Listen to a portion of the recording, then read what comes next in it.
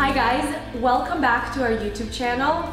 We're the Wolfmans. Today we're gonna walk you through how we saved $1 million by building our custom dream home. Or another way of putting it, how we created $1 million worth of value by spending the time and the effort and making the investment to build our custom dream home.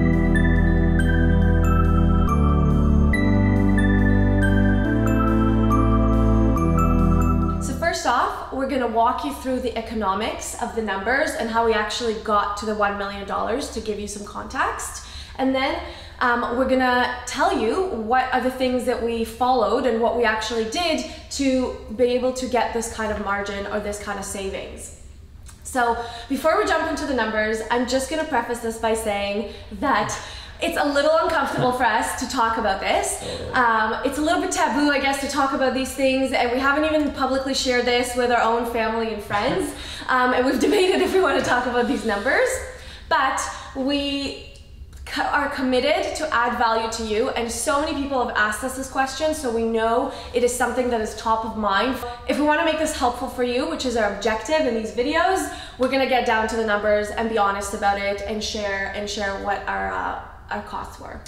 So we live in Toronto. These numbers will be very, very different depending on where you live. The construction costs will be totally different and the land costs will be totally different as well. So just to break down our numbers quickly, we bought our land for $870,000. The build cost us $980,000. So the total investment was $1.85 million. So as I said, we bought our property in mid to late 2015. The project took us approximately 2 years. So mid to late 2017, we had a brand new finished 3,800 square foot home that was valued at $2.9 million. So now we haven't sold the house, but if we would have sold it in 2017 when the house was brand new, would have sold for approximately $2.9 million, which ultimately would have been $1 million plus in value for us. Or another way of putting it is, if we would have purchased the exact same house that we built on that day we moved in 2017, this house would have cost us approximately $2.9 million in this area, okay? The fact that we paid $1.85 million in the build just shows you that this is how we were able to basically save $1 million by building our own dream home. So now that we went through the economics and the numbers, basically we are going to explain a little bit what we were able to do to be able to generate that $1 million worth of margin by building our custom dream home. So the first key part that goes into the cost and really impacts your margin is the cost of the land.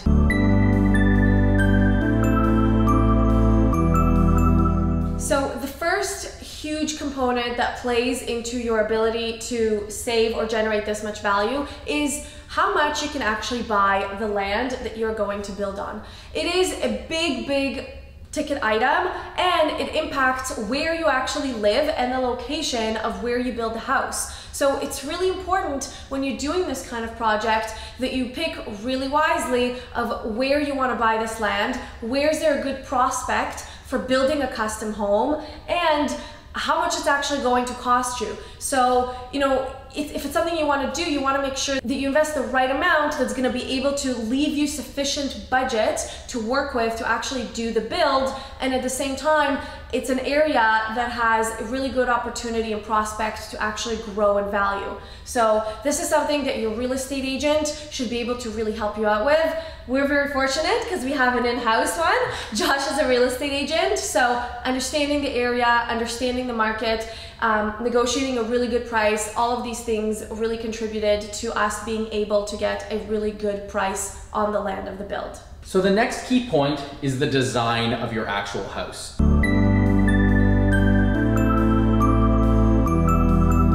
So a lot of people think that it's mainly the finishes that are going to dictate the final price of your build, but you actually have to backtrack. It actually starts with the design. The design is a huge driver in the cost. So just to clarify, when we're saying design, what we're really talking about is the floor plan or the layout of the house.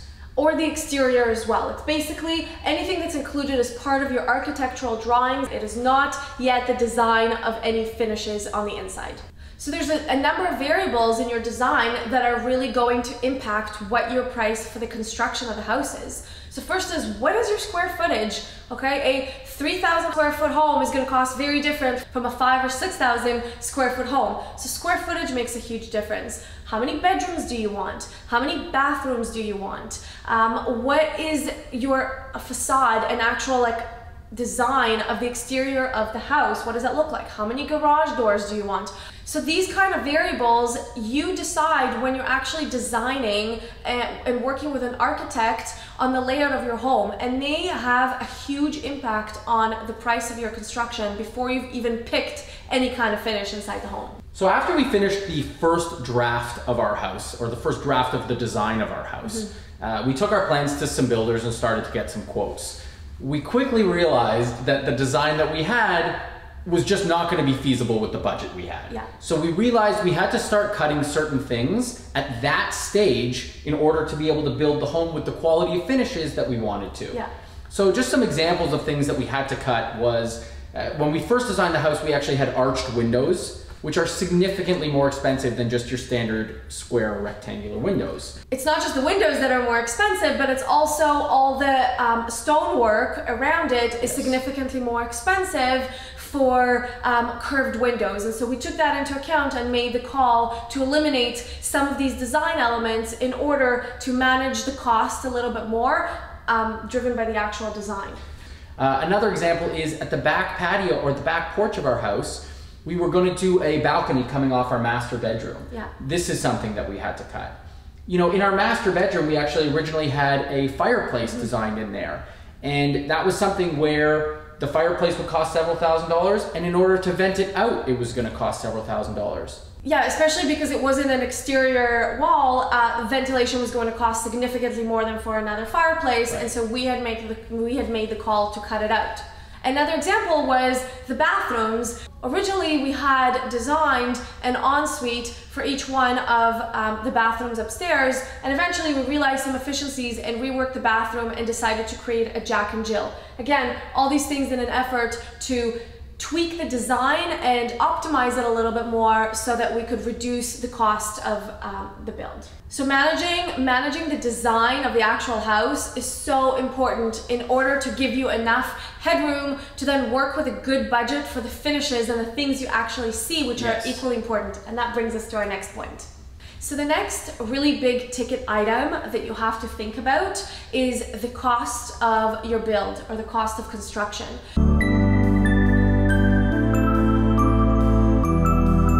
Once you have your finalized plans, your finalized architectural drawings of what you're actually going to be building, anything from that point on is the cost that you invest to basically bring those plans to life and create and build what you've designed. Yeah, I mean, it's your job to decide where your money goes. You have a budget, it's your job to stick to it, and it's your job to need to basically prioritize where the majority of that money needs to go. You know, you have certain areas in your house that are going to have much higher traffic and much higher impact than other areas of your house. So those are the areas where you want to probably put your most amount of dollars, because that's what's going to add the most value to your home. So for us, for example, our basement bathroom, okay, the kids' bathrooms upstairs, you know, the carpeting in the basement, we chose to do carpeting in the basement. So the carpeting in the basement, you know, these were areas where cheap and cheerful all the way, right? And certain other areas, you know, our wine cellar, our kitchen, our master bathroom. These are areas where you have to, you know, put some shekels in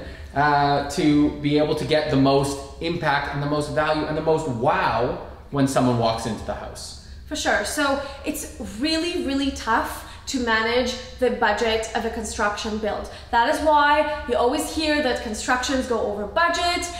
It's so easy to go over budget because there are so many different variables that basically ka-ching ka-ching until you get to the bottom line. Yeah, right? It's very easy to blow a budget. It's very, very easy to go over budget. So managing it is a huge, huge task. And there's a few things you can do to help manage and make sure that you stay within that budget that you set out for yourself, to make sure that you allow the greatest margin after for the value that you create. So one other huge key thing is shopping around and just being a really, really good consumer. And this is where a lot of hours could be devoted from your end to make sure that you are able to find the best looking product for the minimal type of price. It's not always about going with the cheapest trade or the cheapest product. Okay, it's being able to find the best value and the best labor for the right price point for you. So another really important point to note is that the selection of materials that you choose is going to impact the cost of the labor. Yeah. So for example, let's talk about hardwood for a second. Okay, so if you get a straight planked hardwood, your cost of installation might be between $2 to $3 a square foot. Whereas if you decide you want a herringbone or a chevron patterned hardwood floor, the cost is probably going to be double that. Yeah. So not only is the cost of the floor going to matter, but that's also going to affect the cost of the labor. Again, same things with tiles. If you buy a 12 by 24 inch tile, the cost of labor is going to be one thing, and if you buy a 48 by 48 inch tile, the cost is going to be drastically more expensive. Mm-hmm. And you can go through this step-by-step process for almost every finish in your entire home. So this is where you really have to pick and choose, you know, what areas are going to have the most impact. Okay, so now a very, very big factor that's going to decide, I guess, your profit margin, so to speak, at the end of a project is the market conditions of the real estate market.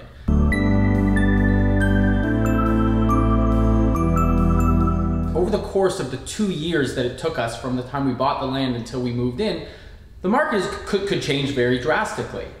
So before you buy a property, you really want to have the discussion, you know, with your real estate agent, with your financial advisor, and pick their brains about their forecast for the future of the market.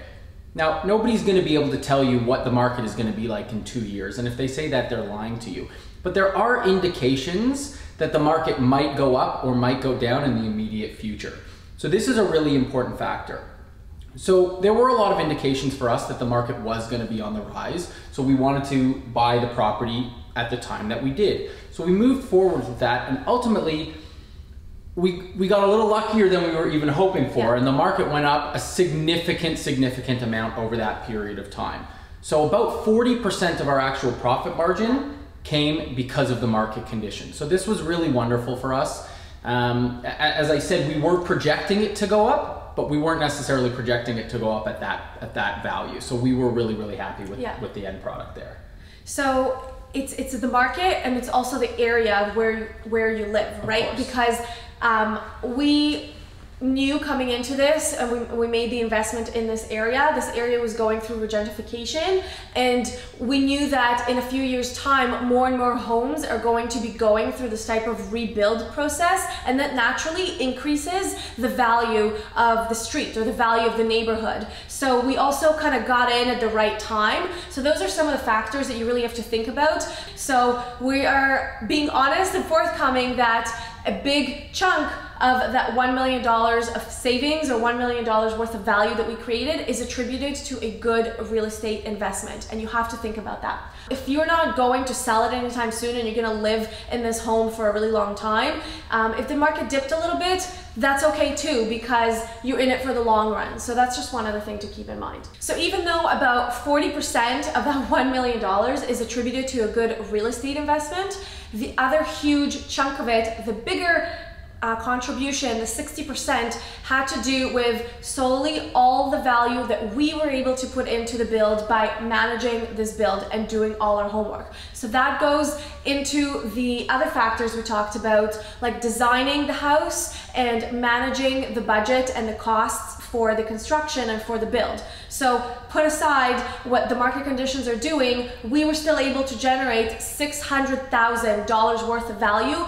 just by putting in all the work and shopping around. And it's not to say you don't work with professionals, you absolutely do. We still worked with a builder, but this isn't like buying a ready-made house from a builder who gets the markup on all of your decisions. Right. This is basically you managing the project and you managing the trades and the costs, you making the decision of where you want to invest in what parts of your house and where you want to cut the costs, you deciding and selecting all the different finishes, and that is where you can have the greatest contribution to be able to realize and generate the greatest value and profit from building a custom home.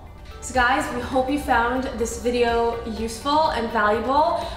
We hope it answered some of your questions, If you like the video, please like it, please subscribe to our channel. We will go into a bunch more detail on each one of these categories and overall design and build process and so much more detail in future episodes. Also, please share your comments, share your story. We'd love to hear from you. Did you do something like this? How did it work out for you? We'd love to hear your story. Thanks again. And if you haven't watched it already, please tune in to our previous episode where we did a full walkthrough of our house and gave you a tour so that you could see all the final finishes that we selected, how it all came together, and what the dream home that we built looks like.